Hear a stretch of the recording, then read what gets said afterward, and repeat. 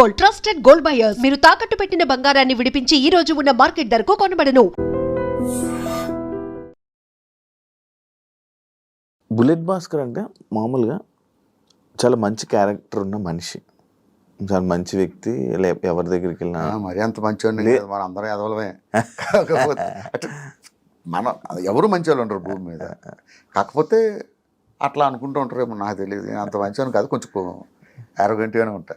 Arrogant అంటే మరి సినిమాలకి ట్రై చేయలేదా నువ్వు? సినిమాలు ట్రై చేశాను బ్రో. నువ్వు చెప్పు, సినిమాల్లో అవకాశాలు ఎవరు ఇస్తారు? ఎందుకు ఎవరు బ్రో? ఎవరు? నేను అది గమనించా. సినిమాల్లో అవకాశాలంటే నేను 1000 సినిమాలు చేశానని చెప్పుకోకూడదు. సప్తగిరిలాగా ప్రేమ కథా చిత్రం లాంటి ఒక సినిమా చేశానని చెప్పుకోవాలి. ఒక సినిమా చేస్తే అది మనకు బ్రేక్ అవ్వాలి. ఎక్కడో గుంపులో గోవిందలాగా నించోబెట్టి నేనేదో సినిమాకి ఇలాగే 55 రోజులు డేట్లు ఇచ్చా, హీరో ఫ్రెండ్ అన్నారని. సినిమా అంతా చూస్తే ఒక డైలాగ్ ఇచ్చారు. ఆ 55 రోజులు ఏం చేశారనుకున్నారు? సెట్కి వెళ్ళి భోజనం చేసి పడుకోవడం, సాయంత్రం లేకడం, ఇదే పని. అంత గుర్తింపు వచ్చే క్యారెక్టర్లు నాకు రాలేదు. ఇవ్వలేదు అన్నది, వాళ్ళు ఇవ్వలేదు అన్న చెప్తే వాళ్ళు బ్లేమ్ చేసి ఉంటారు. నాకు రాలేదు. దేవుడు మనకు టైం వస్తుంది, టైం వచ్చినప్పుడు ఖచ్చితంగా వస్తాయి, వచ్చినప్పుడు చేద్దాం. సినిమాలు ఎక్కడికి బ్రో నాకు సుధాకర్ ఒకటే చెప్పాడు, జబర్దస్త్ చేశాక ఫస్ట్ మనం ఫైనాన్షియల్గా సెటిల్ అవుదాం. ఫైనాన్షియల్గా అంటే ఇప్పుడు ఈ 2 రాష్ట్రాల్లో ఈవెంట్స్ అంటే పబ్లిక్ షోస్లో మనం నెంబర్ 1. పబ్లిక్ షోకి వెళ్తే వెంటనే డబ్బులు వస్తాయి. సో ముందు ఫైనాన్షియల్గా సెటిల్ అవుదాం, తర్వాత సినిమాలు. ఉంటుందా బ్రో అంత టైం? ఎందుకు ఉండదు? ఇప్పుడు మనం షోస్ ఎందుకు చేస్తున్నాం? ఫైనాన్షియల్గా ఫస్ట్ సెటిల్ అవ్వాలి. సెటిల్ అయిన తర్వాత ఇంకేంటి, నేను కృష్ణగారు నగర్ రోడ్ల మీద తిరిగినా కూడా మా ఇంట్లో ఎవరు అడగరు, హ్యాపీగా వెళ్ళాను. సో ఫస్ట్ ఫైనాన్షియల్గా సెటిల్ అవ్వాలి, తర్వాత సినిమాలకి వెళ్ళాలి. ఈవెంట్లు ఎక్కువ కదా బ్రో జబర్దస్త్ వాళ్ళకి ఈవెంట్స్ ఎక్కువ, అందులో మా టీంకి ఎక్కువ ఉంటాయి. ఇప్పుడు మంత్లో ఒక 20-25 ఈవెంట్సే చేస్తాం బయట. యాక్చువల్లీ ఇందాక మీ మంచితనం గురించి అడిగిన క్వశ్చన్కి బ్రేక్ ఇవ్వడం జరిగింది కదా, అది ఏంటంటే చాలామందికి లైఫ్ ఇచ్చారు, అమ్మాయిలకు కూడా లైఫ్ ఇచ్చారు, కానీ భాస్కర్ మీద ఎందుకు సెటర్లు వేసుకుంటాడు? ఇప్పుడు ఎట్ట అయిపోయిందంటే మన తెలుగులో చాలా వర్స్ట్ సిచ్యువేషన్. మీరు తమిళ్కి వెళ్ళండి, హిందీకి వెళ్ళండి, షారుఖ్ ఖాన్ గారు ఎదురుగా ఉంటే షారుఖ్ ఖాన్ మిమిక్రీ చేస్తారు, వాళ్ళు యాక్సెప్ట్ చేస్తారు. మన తెలుగు వాళ్ళు యాక్సెప్ట్ చేయరు. ఏ హీరో మీద వేసినా, ఏ హీరో అంటే హీరో మీద వేయక్కర్లేదు, జస్ట్ స్పూఫ్ చేస్తే చాలా కింద కామెంట్ పెడతారు, మా హీరో జోలికి వస్తే పగులుద్దురా అంటారు. ఇట్లా చాలా ఫేస్ చేశాను. అంతెందుకు, మా జబర్దస్త్లో ఉన్నోడు మీద జోకులు వేస్తేనే వాడికి ఒక ఫ్యాన్స్ బేస్ ఉంది, వాళ్ళు కామెంట్లు పెట్టారు. అర్థమైంది కదా? నాకు అనిపించింది, ఎవరి మీద వేసుకోకపోతే ఏం చేస్తాం, చివరికి నా మీద నేనే వేసుకుంటా. ఇది ఒకటి ఉంది కదా, 4 ఫ్యామిలీలు 3 పెళ్ళిళ్ళు, ఆ డైలాగ్ మంచిదేగా. కానీ ఇంట్లో ఇప్పుడు ఇంట్లో వాళ్ళకి అది నిజమని తెలిస్తే ఇంట్లో గొడవ ఆడతారు, ఇంట్లో వాళ్ళకి అది కామెడీ అని తెలుసు కాబట్టి కామెడీగానే తీసుకుంటారు. ఫీల్ అవరా? ఎందుకు ఫీల్ అవుతారు? అసలు టీవీలో చూడరు. ఫస్ట్ జబర్దస్త్ కూడా చూడరా? జబర్దస్త్ చూస్తారు కానీ కొంచెం తక్కువ, అంటే వీటిని ఎక్కువ ఫాలో అవ్వరు. మనం చూడడమే ఎక్కువ, మళ్ళీ టీవీ చూడడం, టీవీలో నిన్ను చూడాలంటారు, అదో పెద్ద బాధ. మీ ఫ్యామిలీని ఎందుకు బయటకు తీసుకురావు? నార్మల్గా ఎప్పుడు పెట్టావు స్క్రీన్ మీద? కానీ మనకి బయటకు వెళ్తుంటే అందరూ గుర్తుపడుతుంటారు బ్రో, బుల్లెట్ భాస్కర్.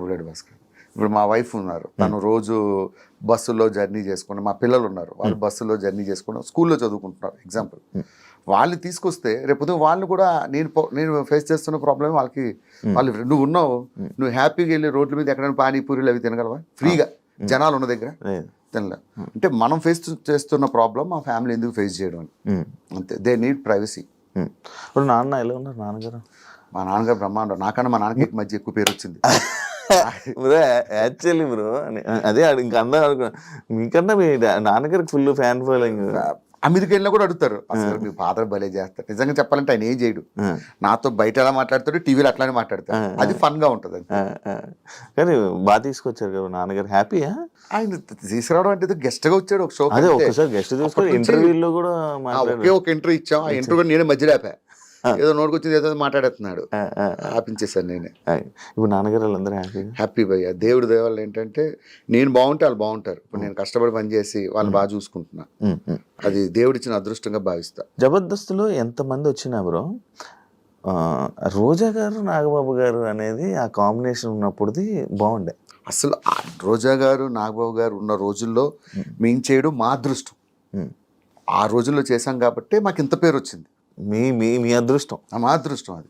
వాళ్ళు అదొక దాన్ని ఏమంటారు, అద్భుతాలు అంటారు చూసారా, అదొక అద్భుతం అంతే. వాళ్ళిద్దరూ జడ్జిలుగా ఉండడం, ఆ టైంలో నేను టీమ్ లీడర్గా చేయడం, బ్రో మీలో మీకే సపోర్ట్గా ఉండరు అంటే ఏదైనా ఒక కష్టం వచ్చినా ఏదైనా వచ్చినా మీ వాళ్ళు మీకే సపోర్ట్గా ఉండరు అని నేను విన్నా.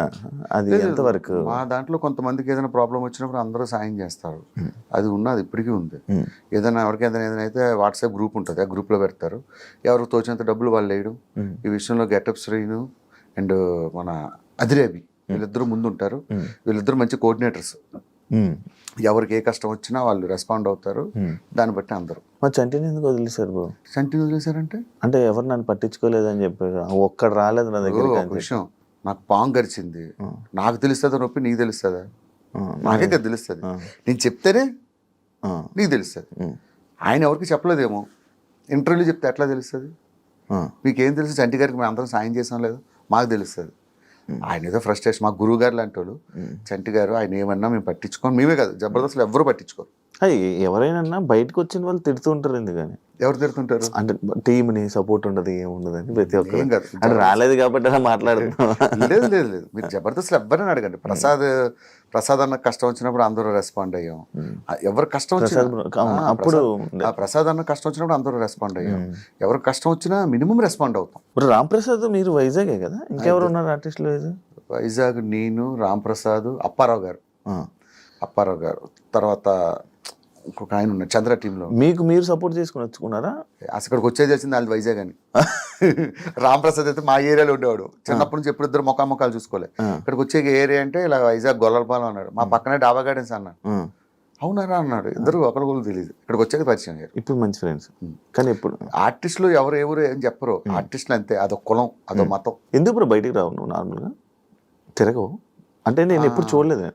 నేను మీ వాళ్ళందరినీ చూసాను, మా వాళ్ళందరితో కలిసి తిరిగాను, అందరు తిరుగుతుంటాను. అసలు ఆ లైఫ్ కి చాలా దూరం బ్రో. సెలబ్రిటీ మా వాళ్ళందరినీ చూసి అలాంటి లైఫ్ బ్రతకూడదని చాలా సింపుల్ లైఫ్. ఈవెన్ మా ఇంట్లో పప్పులు అయిపోయినా, ఉప్పులు అయిపోయినా, ఏదైపోయినా ఉదయం నుంచి లెగిస్తే సాయంత్రం వరకు ఇదే పని. పిల్లలకి ఏం కావాలి, ఇంట్లోకి ఏం కావాలి, ఇదేం కావాలి, ఇదే లైఫ్. అయితే ఒకటి బయటికి వెళ్ళి ఈవెంట్లు చేసుకుంటా, లేకపోతే ఫ్యామిలీతో స్పెండ్ చేస్తా. ఇవి రెండు తప్ప నాకు వేరే ప్రపంచం తెలియదు. First work, second family. మీరేమో ఇలా మంచిగా మాట్లాడుతున్నారు. మన బయటలేమో ఇండస్ట్రీ వాళ్ళకి అసలు పిల్లల్ని ఇవ్వకూడదు, పెళ్ళిళ్ళు చేయకూడదు అని చెప్పి సమస్య నా మీద ఎట్లా ఉంటుంది? ఎదవలు ప్రతి దిక్కలా ఉంటారు, కానీ దాన్ని ఏదో అంటారు అంటే అమ్మాయిలకు అవకాశాలు కావాలంటే అడిగారు. అది మన సినిమా ఇండస్ట్రీని బ్లేమ్ చేస్తాం. ఎక్కడ ఆఫీసుల్లో లేవా, లేకపోతే ఎక్కడ ప్రతి సంస్థలో ఉంటుంది ఇది.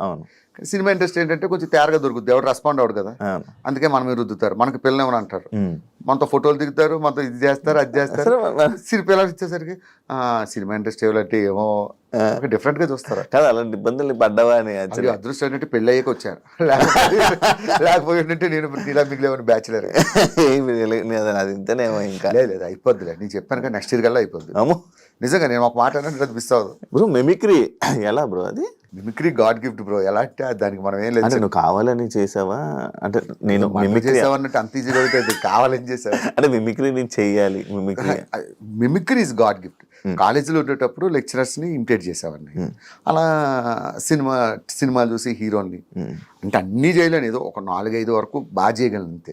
మహేష్ బాబు గారిది చేస్తా, చిరంజీవి గారిది చేస్తా, చాలా వరకు చేస్తా. ఆయన మూవీ కూడా డబ్బింగ్ చెప్పేవారు.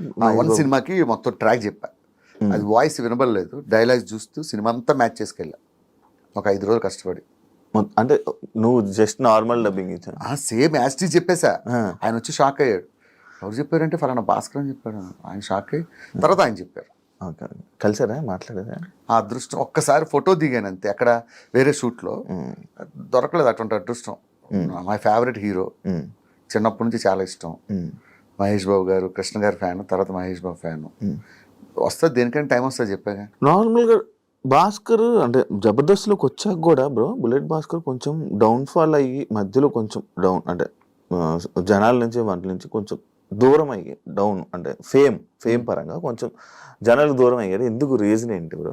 అట్లా ఏం ఉండదు బ్రో. నాకు ఒక విషయం చెప్తా సీరియస్గా. నీ పేరేం పేరు ఇప్పుడు? యాంకర్ శివ. రేపు పొద్దున్న మెగాస్టార్తో చిరంజీవి గారితో సినిమా చేసావు, సినిమా పెద్ద బ్లాక్ బస్టర్ అయింది. నిన్ను యాంకర్ శివ అంటారా, శివ 2 అంటారా? యాంకర్ శివ. పేరు ఒకసారి వస్తుంది, దాన్ని కాపాడుకుంటూ వెళ్ళాలి తప్ప డౌన్ఫాల్ హైఫాల్ మనం ఏమైనా పెద్ద పెద్ద హీరోలు ఒక సినిమా ఫ్లాప్ అయితే సినిమా డౌన్ఫాల్ స్టార్ట్ అవుతుంది. చిన్న ఇండస్ట్రీ కదా బ్రో. ఏం కాదు, వన్స్ పబ్లిక్ మనసులో పేరు వచ్చిందంటే అది జీవితాంతం ఉంటుంది, దాన్ని మంచిగా కాపాడుకుంటూ వెళ్ళిపోవడం. కానీ ఇప్పుడు బయట ఎప్పుడు వినలే ఇలాంటివి, అసలు పట్టించుకోను, మామూలు బయట ఎవ్వడు reactions పట్టించుకోవాలి. అస్సలు పట్టించుకోరు. నా లైఫ్ నా ఇష్టం, నాకు నచ్చినట్టు బతుకుతా అంతే. ఎవరి మాట విన్ను, ఎవరిని ఖాతరు చేయను. ఈ విషయం మా జబర్దస్త్లో ఎవరడిగినా చెప్తారు, నేను అసలు పట్టించుకోను.